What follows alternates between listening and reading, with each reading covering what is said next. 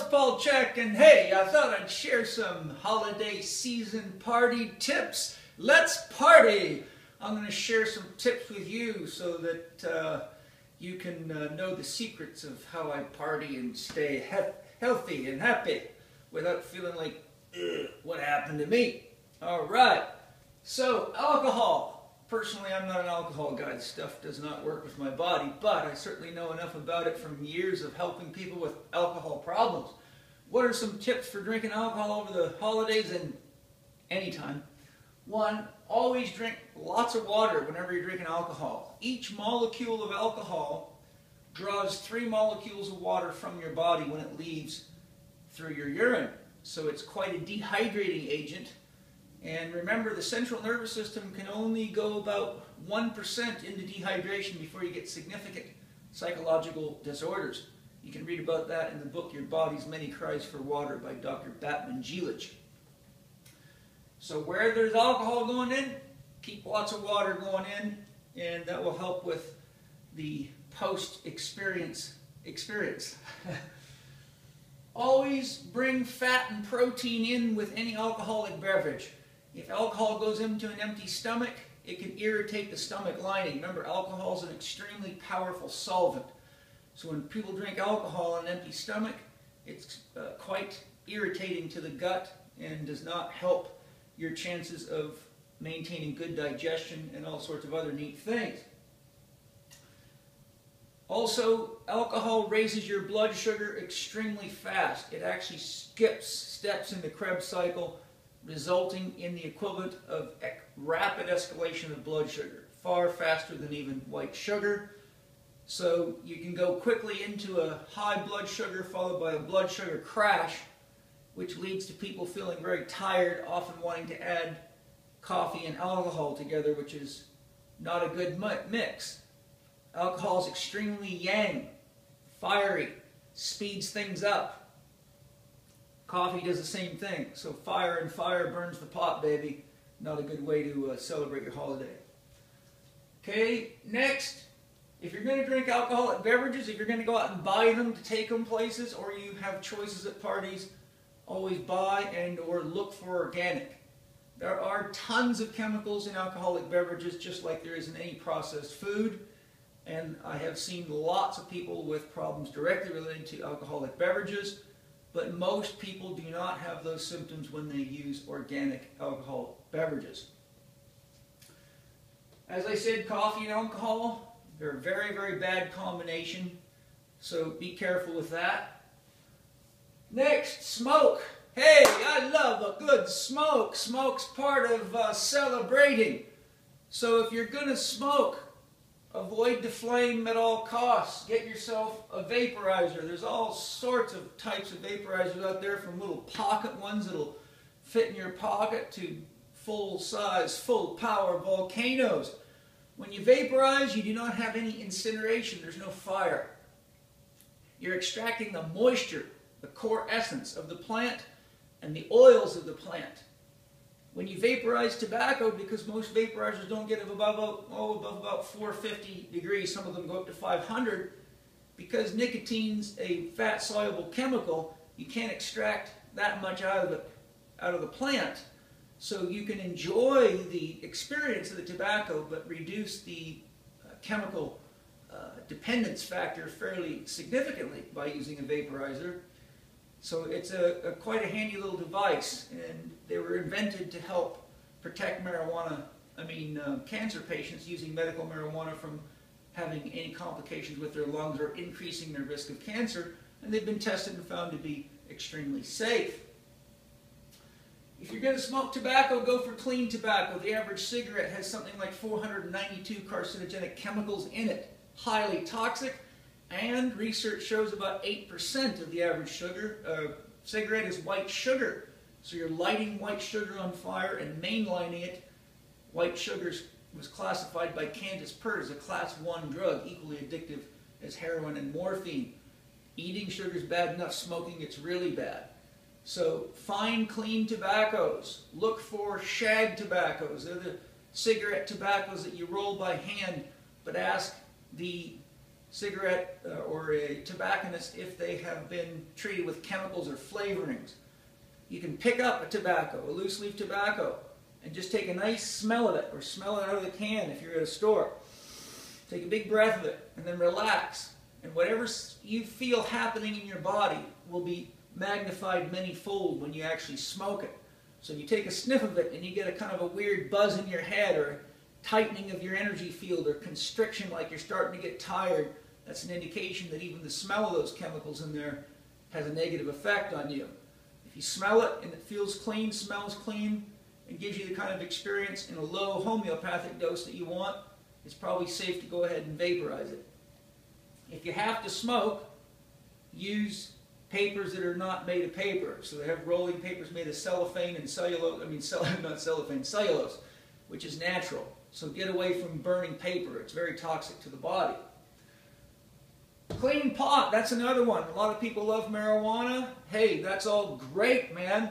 But just remember, the industry for growing marijuana uses wild amounts of chemicals, especially the hydroponic growers. And so when you get a hold of some of this stuff, it's like you're being plugged into an electrical socket.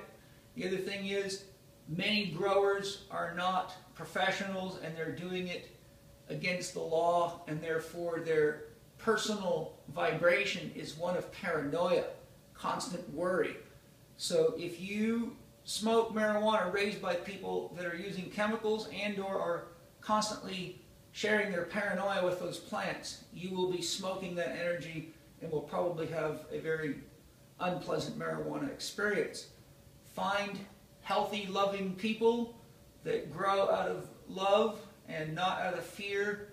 And if you can only get medical grade hydroponically grown marijuana, then it's best to find some high quality homegrown and mix it with it, so you have some sun earth energy to balance out the chaos of grow lights and chemicals. Otherwise you just have a shitty experience, and that's not partying, man. That's not even a holiday. You can do that with medical drugs. You don't need nature's help with that one. Okay.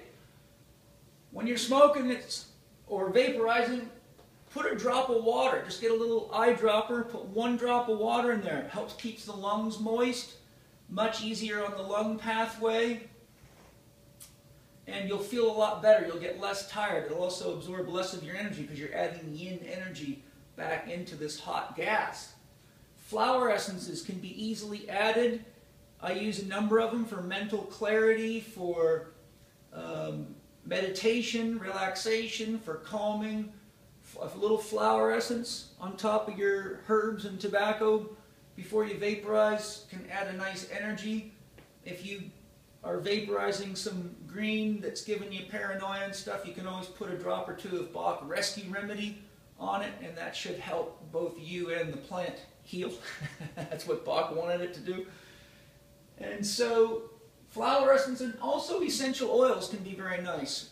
One of my favorites is a little drop of sweet fennel oil, just a touch of sweet fennel oil, and some nice organic tobacco, and maybe a few herbs in there. And boy, I'll tell you what a special experience that is. And you can even do that for those of you that are die-hard rollers and things like that. With your paper, you can put a little sweet fennel oil right in there, and it's magical. Okay?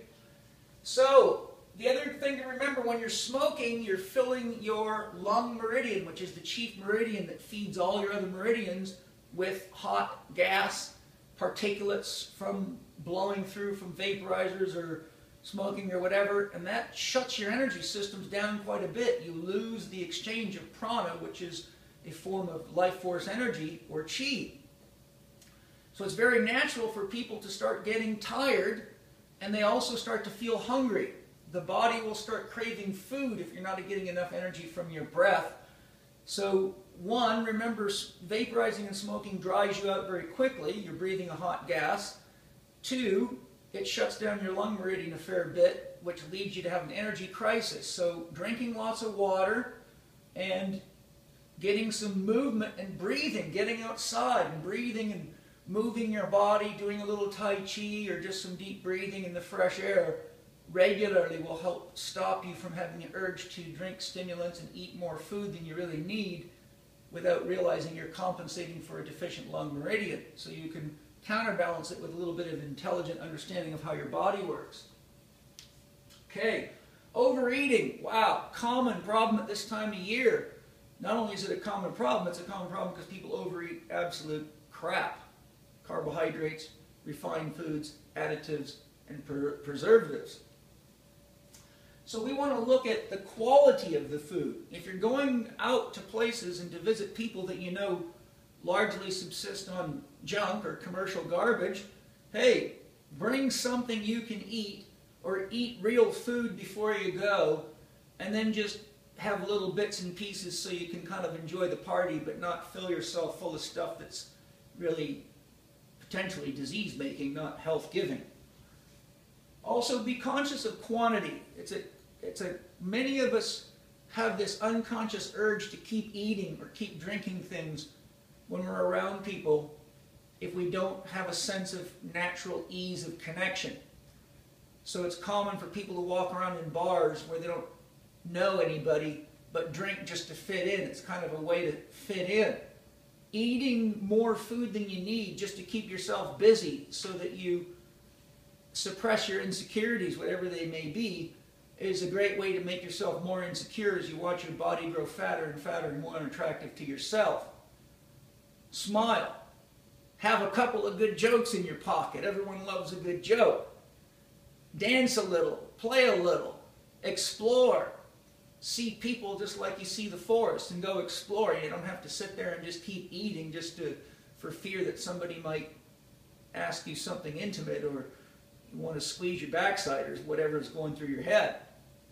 Okay? So, keep the quantity to that which gives you enough energy and enough satiation to not feel hungry. But just always hold in your mind that there's plenty of dances and fun to be had. And you don't want to do that on a full belly. If you're going to dance, you've got to be ready to, let loose a little bit. You can't do that on a full stomach. Okay? Now, sugar, beware. There's piles of sugar and everything at this time of the year. Highly addictive stuff. There's mountains and mountains written on sugar. I don't need to go through all that. I will tell you this though, sugar is a very powerful acid. And whenever you eat sugar, your body has to change its breathing rate to buffer the acid to protect your blood pH and many other critical pH levels. So when you're eating sugar, it's a guarantee you're screwing up your breathing rhythms. And as those breathing rhythms speed up to buffer that sugar, it tends to trigger a sympathetic reaction, which triggers fight or flight reactions, which in many people leads to anxiety, nervousness, and inability to relax. That can really ruin the holiday fun because you can be sitting there with people you really love and enjoy, but for some reason you're just anxious and you can't seem to enjoy the moment. You're ADD, fidgeting, looking at this, looking at that without realizing all that cortisol's programming you to look for threats in your environment and not see the joy right in front of you. So BYO, baby, bring your own. Bring enough to protect you from having to eat garbage. You can go to U.S. Wellness Meats and get some awesome jerkies. You can look around in the health food stores. Hey, be a bit of a MacGyver or a James Bond. Be ready for health. Party right and do it regular, I say. So next, there's lots of problems with sleep during this season. People just get so excited and use so many stimulants that they forget about sleep, and the next thing you know, they're feeling poopy. So what do we want to do? Hey, it's the holidays. Sleep in. If you're going to stay up late and party, hibernate like a bear. And wake up when you're ready and do it again. And just know that if you're going to roll with the season, then roll with the season. But sleep as much as you need. It's dangerous to keep getting more and more tired because you'll keep using more and more drugs to counterbalance it so you can keep that smile on your face, and pretty soon that smile will start falling down, and that ain't good. Take naps. In the middle of the day, remember, taking a nap longer than 20 minutes is a bad idea. It can trigger a hibernation response in the body, and you'll have a hard time waking up. Again, it'll encourage you to use more stimulants. So set a clock, take a 20-minute nap, If you need one, get up, move around, wait till you're fully alert, give yourself a couple hours, take another 20-minute nap. You'd be amazed what can happen. Naps can make the difference between getting more and more tired and more grumpy and less fun and feeling good and having a great holiday. Cold showers. Yeah, baby! If you want to keep yourself alert, alive, and wake yourself up with a bang in the morning, no matter how droopy your head is or how much you drank or smoked or partied or hopefully made love all night, whatever wore you out, that cold water will just zap you right into the now, baby. Get in that cold water quick, as cold as you can. Let it run on your head, along your spine, and look for the spots where it all of a sudden feels good. That's where you need it. It'll charge you at the end. Keep doing that. See if you can get yourself a good 6 to 10 minutes in there. If you're a man who's having a hard time keeping it up, baby. Not that we all know that's a problem worldwide with all the processed food eaters and even the athletes that don't know how to do it. Cold shower is magic. Remember, it's the parasympathetic nervous system, the yin system, that maintains a man's erection. And all that coffee and all that drugs and all that alcohol and all that late nights makes you sympathetic dominant. As you get more and more wound out, the sympathetic system starts to dominate the parasympathetic system. The sympathetic system is in charge of ejaculation. So if you're not adequately rested and you're too hot inside, cold showers really pick your energy back up. Cold showers and some fresh air, some deep belly breathing. And for those of you guys that want to please your girls, do that right before you jump in the sack, and you might be labeled Superman. All right. So, sleeping teas can help you. Cold showers can help calm you down and clean you up before bed. Sleeping teas are good. Yogi sleeping tea or bedtime tea or calming teas at night. If you're doing all those stimulants and partying, an hour before bed, when you know you're heading in that direction, take a nice tea. Essential oil of lavender or Young Living's essential oil peace and calming. Rubbed into some skin cream behind the knees, in the groin, in the armpits, along the sternocleidomastoid where the lymph nodes are. Help calm you down, give you a better sleep than you might have without it. And there's many flower essences that can be used to help induce a sleep state. Those are just a few of the incredibly large number of party tips I could give you, but to keep it short and sweet, in hopes that you'll actually do it, here I am sharing my love with you. Have a great party season. I'll be back with another video blog as soon as my heart and soul can get me there. Talk to you soon. I'm Paul C.H.E.K.